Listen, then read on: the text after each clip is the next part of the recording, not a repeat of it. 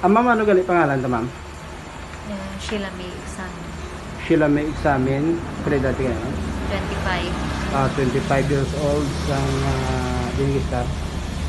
Taga San Antonio. Isa ka babae ang ginkastigo sang upod niya man lang sa oberahan sa isa ka cosmetic shop sa Aldeguer kahapon nga adlaw.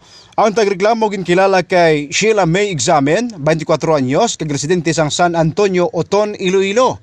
Sa interview sang Radyo Bandera Iloilo sa biktima, ginpahayag sini nga samtang nag-attender siya sa mga online order, iya nalipatan nga himuso ng basura nga nasulod sa isa ka plastic garbage nga ang mga unod, mga sticker nga ginunting-gunting kag packing tapes.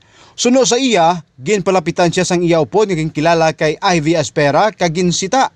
Sa panaysayon sang tagreklamo, arugante ang akto ni Ivy kag nagaiskandalo rason nga nagsabtanay ang mga ini sa diin ginaligar ginpahog siya kag ginhana-hanaan sang gunting.